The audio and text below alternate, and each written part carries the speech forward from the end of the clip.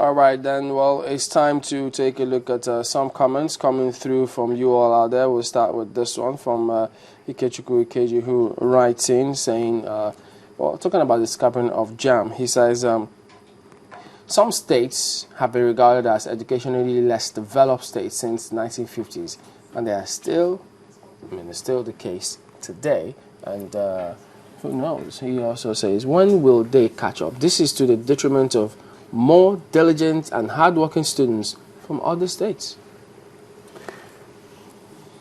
Well, Friday says that remodeling of JAMB's role is good and no university should be allowed to extort students further in the name of setting your own exams. WAEC should be used for admission and students made to go through an oral interview. That's what Friday believes. And Moses, this one is from Moses. Okay, Moses. Please, can someone tell us, do you reduce the cost of governance at the expense of our educational system, future of our children, quality of education? Questions. Well, there are different views, definitely. Oh, yeah. Different strokes for different Even folks. in the universities. Yeah. Amazing. But who knows? Strong views they all hold. But keep yours coming. We appreciate all of it. And thank you for watching today. We'll see you tomorrow. I'm Chamberlain. Also. Oh, thank you. I'm Maokwe Ogun. Many thanks. I'm Sulaiman Alede.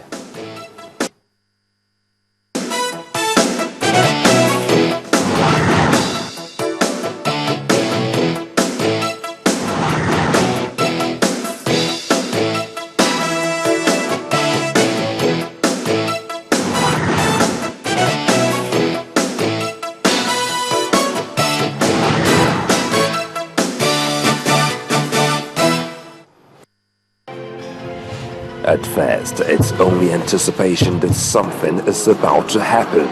This is one thing that makes life interesting. To compete not only with players across the field, but across the world. It makes me feel joy when we win and sorrow when we lose. The action and reaction, colliding, falling, dropping, despite the odds. I love it because it brings me tears. Tears of victory, tears of joy. The skill that leads to the pass that leads to the shot that leads to the goal that determines the ultimate. Channel Sports, defining the moment of true sport.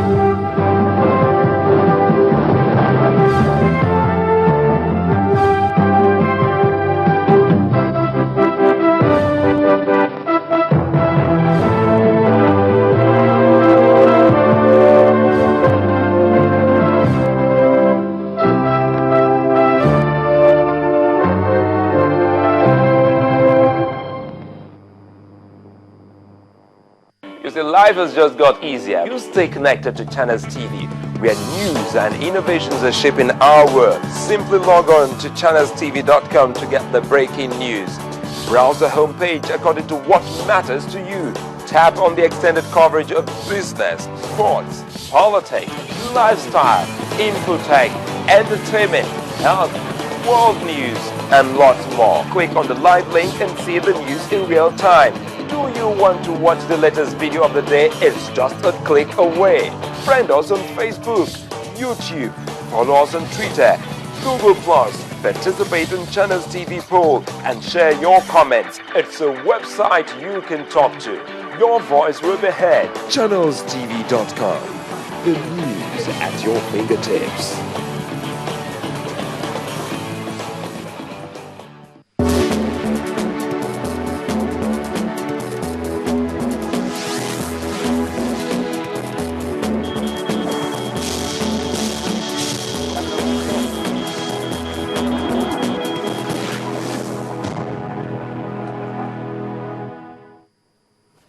morning again. Welcome to News Track on Channels Television Lagos. I'm Harriet Agbeni. These are the stories making headlines this hour.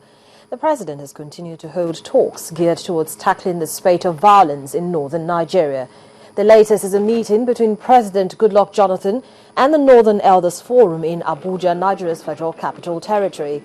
After the meeting, the Minister of Information, Labaran Maku, as well as member of the forum, Professor Abdullahi Ango, told journalists that amnesty is an option that has not been ruled out. The contention here is that the country is facing challenges, and I'm sure you agree that there are challenges in the country, particularly in the area of security. That is the greatest challenge the country is facing today. We did spend a lot of time discussing the various issues, security matters. So did you discuss amnesty with the president? Amnesty. We did. What did you discuss on amnesty, sir? What we discussed is that the general opinion in the country is that amnesty may be a factor, should be factored into whatever the government is trying to do to overcome this violence that is taking place all over the country, or most part of the north. And fortunately, the president is already thinking very hard on it. And I think he assured us that there is a special meeting on the matter tomorrow, and that I'm sure something substantial will come out of that meeting. Nobody has ever said there will be no amnesty.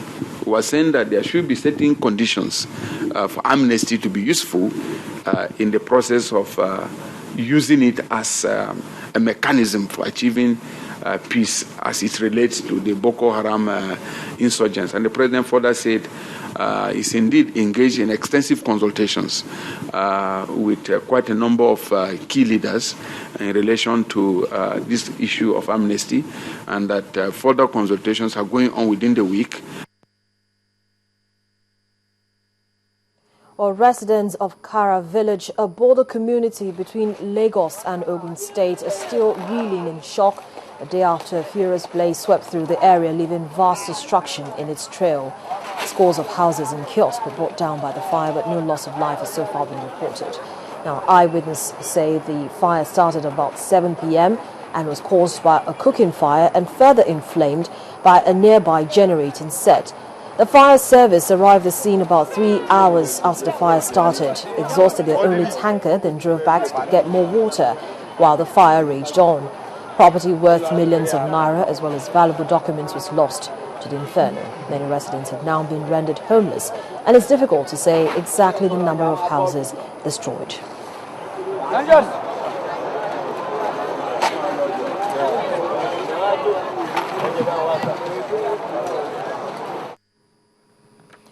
From the southern part of the country to the north, and certainly it's not Wednesday, certainly not a day that Nigerians will easily forget, as yet another tragedy struck, this time a road accident which left 18 people dead at Fire Academy Sheda on Abuja-Lokoja Road.